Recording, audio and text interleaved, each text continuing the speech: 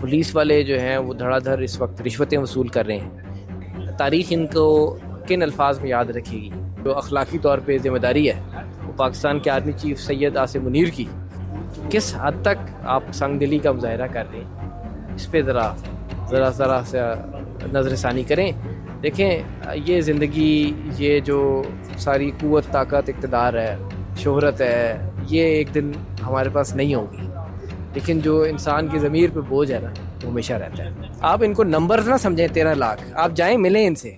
ہمارے ساتھ موجود ہیں ایڈوکیٹ عمر اعجاز گیلانی صاحب، جو کہ افغان ریفیوجیز کے کیس کو خود پرسنلی ہینڈل کر رہے ہیں. آئیے جانتے ہیں کہ اس کیس کی قانونی حیثیت کیا ہے اور آج کی پریس کانفرنس کا منشور کیا تھا، مطالبات کیا تھے. السلام علیکم سر. وعلیکم السلام. سر سب سے پہلے بہت شکریہ کہ آپ نے ہمیں وقت دیا، اور ہمیں بریفلی ذرا یہ بتائیے گا کہ آج کی جو پریس کانفرنس تھی اس میں کون سے مسائل ہائی لائٹ کیے گئے اور کیا منشور تھا؟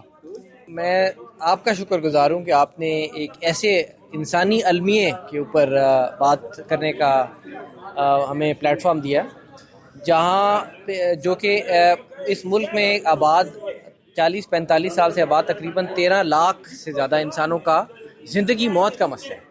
آپ یہ سوچیں کہ ایسے لوگ جو 40 سال سے بما اہل و عیال اس ملک میں آباد تھے، جن کے بارے میں پاکستان کا وعدہ تھا کہ آپ اس ملک میں جب تک چاہیں رہیں گے، ان کو ایک بھیڑ بکریوں کی طرح 13 لاکھ انسان، ذرا سوچیں پورا اسلام آباد کی آبادی اتنی نہیں ہے، ان کو ہانک کے بارڈر پار بھیجا جا رہا ہے. افغانستان میں جو آپ دیکھیں 40-45 سال میں 2 نسلیں بدل جاتی ہیں.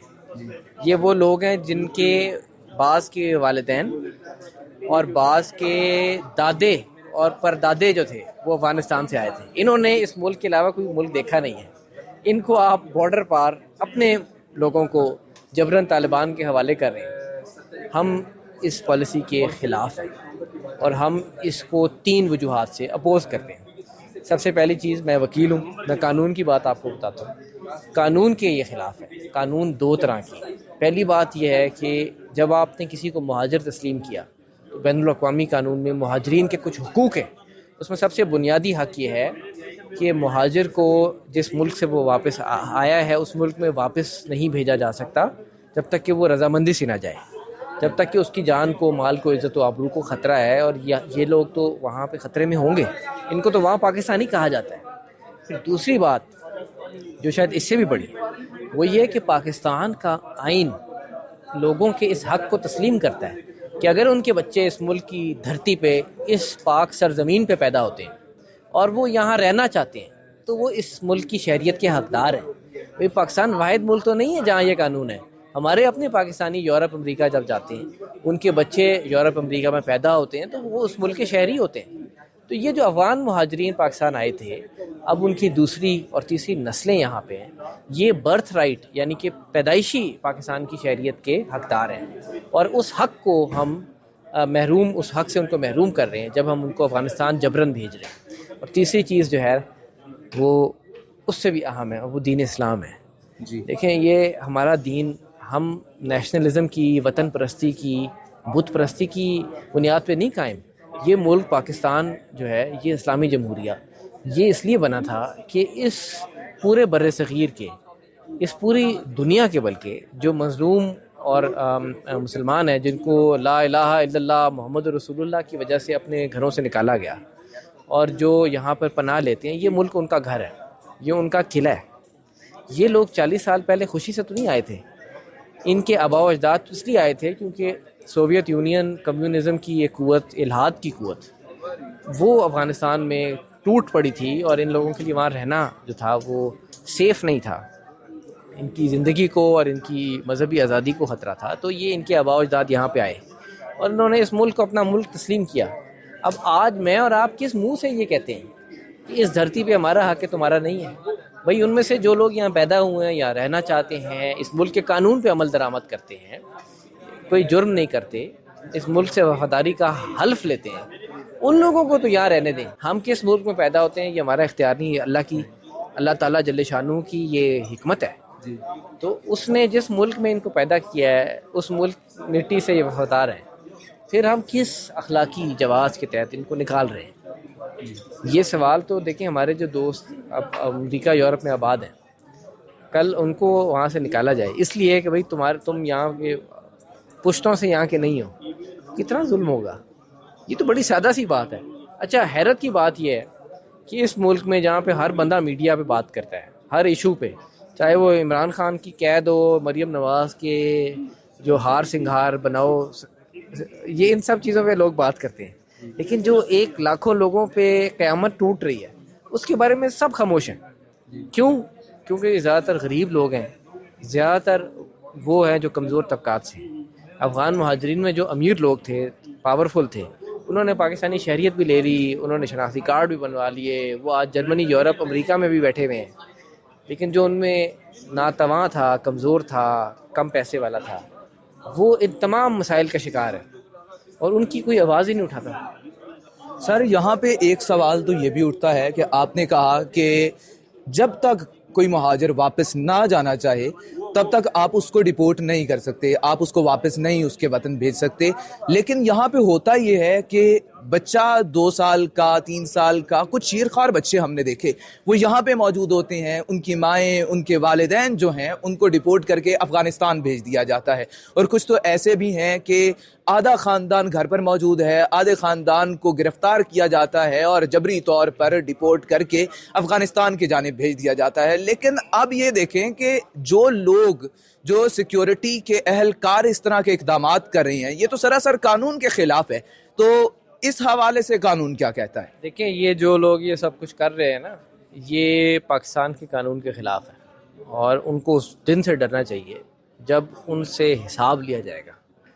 پولیس والے جو ہیں وہ دھڑا دھڑ اس وقت رشوتیں وصول کر رہے ہیں، ڈپٹی کمشنر، اسسٹنٹ کمشنر حضرات اس تمام جرائم کی جو ہے وہ پشت پناہی کر رہے ہیں، اور حتیٰ کہ جو میں سمجھتا ہوں کہ جو اخلاقی طور پہ ذمہ داری ہے وہ پاکستان کے آرمی چیف سید عاصم منیر کی، اور جو منسٹر آف وزیر داخلہ ہیں وہ بھی اپنے نام کے ساتھ سید لکھتے ہیں، کیا نام ہے ان کا؟ محسن نقوی۔